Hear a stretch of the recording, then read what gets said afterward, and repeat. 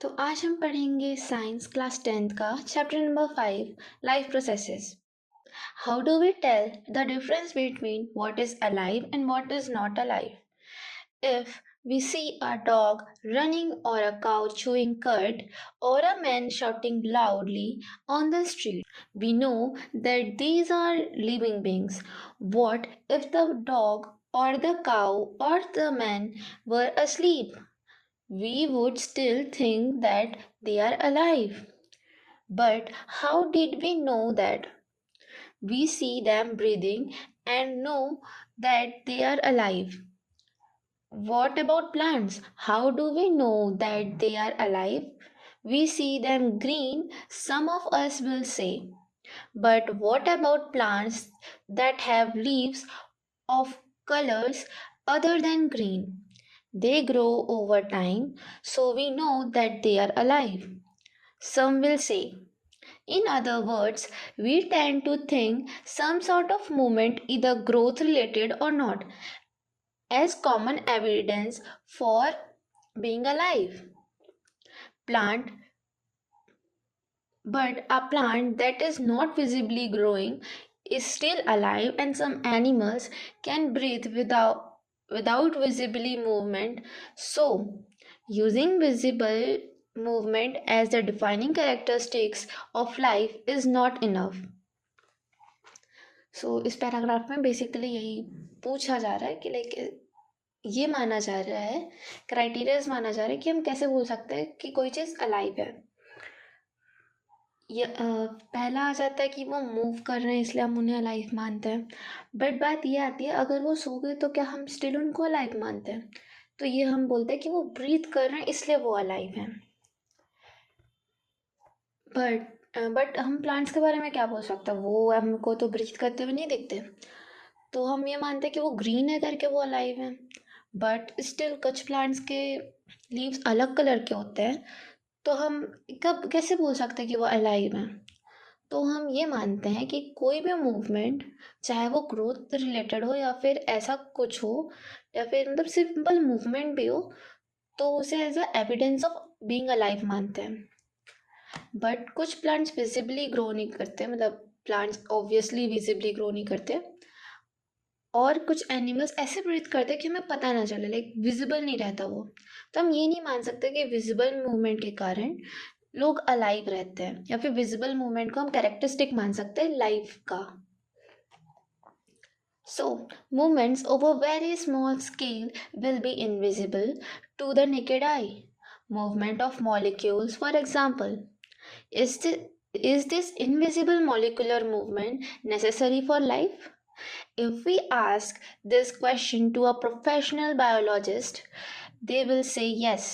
In fact, viruses do not show any molecular movement in them until they infect some cell. And that is partly why there is a controversy about whether they are truly alive or not. So, हम ये बोल सकते कि जो molecule का movement होता है, जो हम ऐसे नेकेड आई से नहीं देख सकते, तो उन मॉलिक्यूल के मूवमेंट को हम अलाइव का एक कैरेक्टरिस्टिक मान सकते हैं, कि लाइफ का एक कैरेक्टरिस्टिक्स मान सकते हैं. ओके. और इनफैक्ट वायरस होते हैं, वो कोई मॉलिक्यूलर मूवमेंट नहीं शो करते तब तक कि जब तक कि वो किसी सेल को इन्फेक्ट ना करे. इसलिए ये बोला जाता है कि वायरसेस ना ही जिंदा है, ना ही मरे हुए हैं.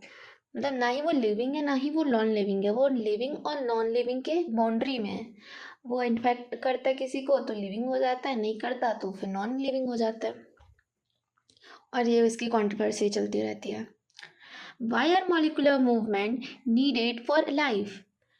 We have seen in early classes that living organisms are well organized structures. They can have tissues have cells, and cells have a smaller component in them, and so on.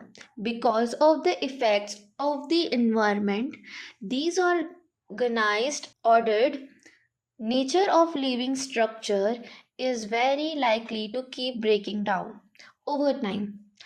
If breaks down, the organism will no longer be alive.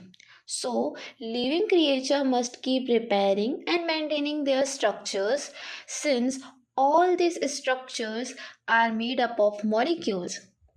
They must move molecules around all the time. तो अब बात ये आती है कि molecular movement हमें ज़रूरी क्यों है. तो बेसिकली वो इसलिए ज़रूरी है क्योंकि कोई लिविंग ऑर्गेनिज्म है तो उसके पास एक वेल ऑर्गेनाइज्ड स्ट्रक्चर है. वो स्ट्रक्चर्स में टिश्यूज़ हैं और वो टिश्यूज़ में सेल्स हैं, और सेल्स के भी काफ़ी सारे स्मॉलर कंपोनेंट्स होते हैं जिन्हें हम ऑर्गेनेलीज बोल सकते हैं. उनके भी कंपोनेंट्स होते हैं छोटे छोटे. क्योंकि हमें नेचर ने ये लिविंग स्ट्रक्चर दिया है, तो ऐसा हो सकता है कि वो ब्रेक डाउन हो ओवर टाइम, लाइक धीरे धीरे वो ब्रेक डाउन होने लग जाए. तो हमें मॉलिक्यूलर मूवमेंट करने पड़ते हैं ताकि हम उसे रिपेयर और मेंटेन कर सकें. अगर रिपेयर और मेंटेन नहीं होगा तो ऑर्गेनिज्म डेड हो जाएगा. तो इसलिए ये मॉलिक्यूल्स को हमें हमेशा इधर उधर करना पड़ता है सो दैट वो रिपेयरिंग और मेंटेनेंस में मदद करें. What are the maintenance process in living organism? Let us explore. 5.1 What are life processes? Now हम ये जो मूवमेंट के लिए जो हम प्रोसेसेस करते हैं, मेंटेनेंस प्रोसेस होता है, इन्हीं को लाइफ प्रोसेस बोला जाता है. The maintenance functions of living organism must go on even when they are not doing anything particular. Even when we are just sitting in class, even if we just asleep, this maintenance job has to go on. The process which together perform the maintenance jobs are life processes. So हमारी body certain processes करती है जो हमें life रखने में, हमें ज़िंदा रखने में मदद करती है. अगर वो प्रोसेसेस नहीं होंगे तो ऑर्गेनिज्म डेड हो जाते हैं. और वो प्रोसेसेस क्या काम करती है? मेंटेनेंस का. तो हम यही लाइफ प्रोसेसेस के बाद में बात करेंगे. लाइफ प्रोसेसेस की डेफिनेशन है, बहुत शॉर्ट डेफिनेशन है अभी. ठीक है. Since these maintenance processes are needed to prevent damage and breakdown, energy is needed for them. The energy comes from outside the body of the individual organism. So, there must be a process to transfer a source of energy from outside the body of the organism, which we call food, to the inside, a process we commonly called nutrition. So, see, क्या होता है कि हमें ये process करने के लिए, damage prevent करने के लिए हमें चाहिए एनर्जी. अब एनर्जी, हम प्लांट्स नहीं हैं ऑफ कोर्स, सो हम अपनी खुद का फूड नहीं बना सकते. तो एक ऐसा प्रोसेस होता है जिसमें हमें एनर्जी के लिए हम फूड लेते हैं आउटसाइड से और उससे हमारे बॉडी के इनसाइड लाते हैं, उसे प्रोसेस करते हैं और इससे हमें न्यूट्रिशन मिलता है. अब न्यूट्रिशन क्या होता है? न्यूट्रिशन किससे मिलेगा? न्यूट्रिएंट से. और टोटल 7 टाइप्स ऑफ न्यूट्रिएंट्स होते हैं. Carbohydrate, proteins, fat, vitamin, mineral, roughage जिसे हम फाइबर भी बोलते हैं, एंड वाटर ऑब्वियसली. तो ये हमारे बॉडी के लिए बहुत ज़्यादा ज़रूरी होता है ताकि हमारा बॉडी वापस से मेंटेनेंस कर सके. If the body size of the organism is to grow, additional raw material will be needed from outside. Since life on earth depends on carbon based molecules, most of the food sources are also carbon based. तो जो हमारे जितने food sources होते हैं वो mainly carbon से ही होते हैं, मतलब कार्बन के ही कोई ना कोई पार्टिकल्स. जैसे सबसे ज़रूरी होता है हमें ग्लूकोज एक कार्बन मॉलिक्यूल है. Depending on the complexity of these carbon source, different organism can use different kinds of nutritional processes. और हाँ, न्यूट्रिशन प्रोसेस वेराइटीज़ में होते हैं, लाइक डिफरेंट ऑर्गेनिजम्स हैं, उनको डिफरेंट टाइप्स ऑफ चाहिए क्योंकि वो अलग अलग फूड बेस्ड थिंग खाते हैं, उनको अलग अलग फूड चाहिए रहता है. और उसके कॉम्प्लेक्सिटी में डिपेंड करता है कि लाइक वो अगर कॉम्प्लेक्स नहीं होगा कार्बन मॉलिक्यूल या फिर वॉट एवर जो फूड है वो कॉम्प्लेक्स नहीं होगा तो वो ईजिली डाइजेस्ट हो जाएगा, उसे ईजिली एब्जॉर्ब कर सकता है वो। या फिर अगर वो कॉम्प्लेक्स होगा तो उसे अलग अलग तरीका चाहिए। Okay, the outside source of energy could be quite varied since the environment is not under the control of individual organism। सबका सारे ऑर्गेनिजम्स का एनवायरनमेंट थोड़ा अलग अलग होता है, तो जो एनर्जी सोर्स होती है वो भी अलग अलग होती है। एनर्जी सोर्स बोले तो फूड। ओके, तो सब अलग अलग फूड खाते हैं, अलग अलग इन्वायरमेंट में रहते हैं। Got it? These sources of energy therefore need to be broken down and built up in the body and must be finally converted to a uniform source of energy that can be used for the various molecular movement needed for maintaining living structures as well as the kind of molecules the body needs to grow. For this, a series of chemical reactions in the body are necessary. Oxidizing, reducing reactions are some of the most common chemical means to break down molecules. For this, many organisms use oxygen sourced from outside the body. The process of acquiring oxygen from outside the body and to use it in the process of breakdown of food source for cellular need is what we call respiration. So अब food तो ला लिया, अब food को break down भी तो करना पड़ेगा, ऐसा तो काम नहीं बनेगा। ब्रेक डाउन करके न्यूट्रिएंट्स अलग अलग निकालने पड़ेंगे। तो बेसिकली क्या करते हैं कि इसके लिए बहुत सारे केमिकल रिएक्शंस चलते हैं बॉडी में ताकि वो ब्रेक डाउन हो जाए, और उनमें से मोस्टली कॉमनली होता है कि ऑक्सीडाइजिंग एंड रिड्यूसिंग। ये चैप्टर 1 में पढ़े होंगे, रिडॉक्स रिएक्शन वही होते हैं यहाँ पे, ऑक्सीडाइज करते हैं, रिड्यूस करते हैं, और इसके लिए हमें ऑक्सीजन की ज़रूरत पड़ती है। अब ऑक्सीजन भी तो बॉडी के अंदर से नहीं आएगा, ऑफ कोर्स बाहर से लेंगे। तो जो प्रोसेस होता है जिसमें हम ऑक्सीजन को बॉडी के बाहर से ले लेंगे और उससे फूड को ब्रेक डाउन करेंगे हमारे पर सेल के नीड के लिए, सेल्यूलर नीड्स के लिए, उसे रेस्पिरेशन बोलते हैं। In the case of a single-celled organism, no specific organs for taking in food, exchange of gases, or removal of waste may be needed because the entire surface of the organism is in contact with the environment. But what happens when the body size of the organism increases and the body's design becomes more complex? In multicellular organism, all the cell may not be in direct contact with the surrounding environment. Thus, simple diffusion will not meet the requirement of all the cells. So basically, अगर single cell organism है तो उसका body structure कुछ ज़्यादा complex नहीं रहता, तो directly diffusion के थ्रू अपना लाइक एक्सचेंज कर सकता है, लाइक फूड ले सकता है, गैसेस एक्सचेंज कर सकता है, वेस्ट रिमूव कर सकता है, वो डायरेक्ट कर सकता है, उसको लाइक कोई प्रॉपर स्ट्रक्चर की ज़रूरत नहीं होती। बट अगर साइज़ बढ़ता है, मल्टी सेलुलर ऑर्गेनिज्म है, तो फिर वो पॉसिबल नहीं है ना कि वो डायरेक्टली कर सके, बिकॉज हमारा हार्ट का सेल कभी भी डायरेक्ट कॉन्टेक्ट ऑफ एयर नहीं आ सकता, गॉट इट, अनटिल सर्जरी हो, बट तो भी वो डायरेक्ट काम नहीं कर सकता, तो हमें एक स्पेसिफाइड स्ट्रक्चर बनाना पड़ता है ताकि वो अच्छे से काम कर सकें। बिकॉज जो मल्टी सेलुलर ऑर्गेनिज्म है उनके पास एक स्पेसिफिक काम के लिए एक स्पेसिफिक सेल होता है।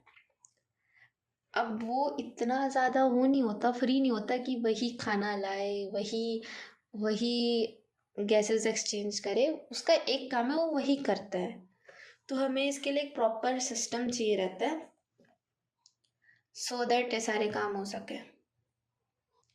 We have seen previously how in the multicellular organism various body parts have specialized in the function they perform. We are familiar with the ideas of this specialized tissue and with their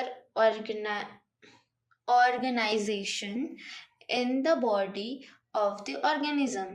It is therefore not surprising that the uptake food on and of oxygen will also be the function of specialized tissue. However, this poses a problem since the food and oxygen are not taken up at one place in the body of the organism while all the body parts need them. This situation creates a need for a transportation system for carrying food and oxygen from one place to another in the body. जैसे हम लोग देख चुके हैं previously, जो मतलब हम पहले देख चुके हैं कि जो मल्टी सेलुलर ऑर्गेनिज्म है उसके सारे मतलब उसके जितने भी बॉडी पार्ट्स हैं उनमें हर एक चीज़ के लिए स्पेशलाइज्ड है, हर एक सेल एक चीज़ के लिए स्पेशलाइज्ड है।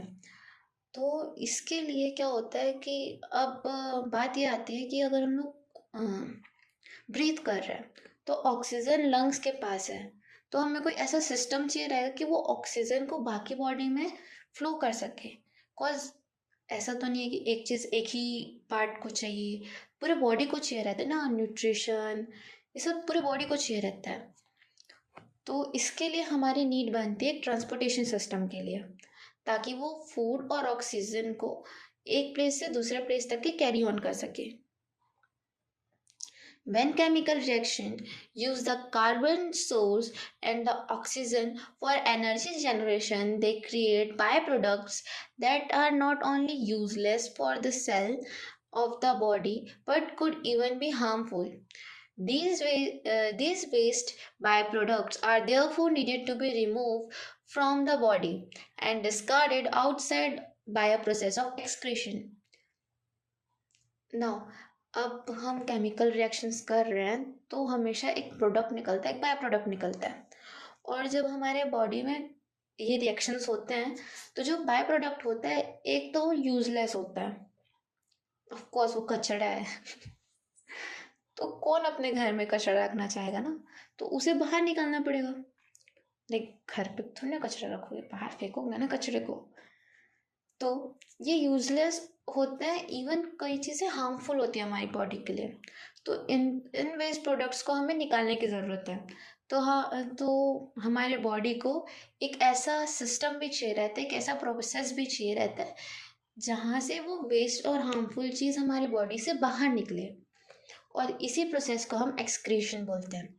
Again, if the basic rules for body design in multicellular organisms are followed, a specialized tissue for excretion will be developed, which means that the transportation system will need to transport waste away from the cells to the excretory tissue. Let us consider this various process for essential to maintain life one by one. सो अभी तक के हमने total कितने processes के बारे में देखा? पहला था respiration, transportation, excretion and nutrition. Okay, चार लाइफ प्रोसेसेस थे जो हमारी बॉडी के लिए बहुत ज़्यादा ज़रूरी है हमें मेंटेन करने के लिए। तो इन्हीं चार प्रोसेसेस को हम बहुत ज़्यादा डीपली पढ़ेंगे।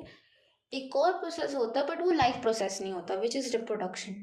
वो हमें जिंदा रहने के लिए ज़रूरी नहीं है बट हमारी स्पीशीज़ को कंटिन्यूएशन रखने के लिए ज़रूरी है।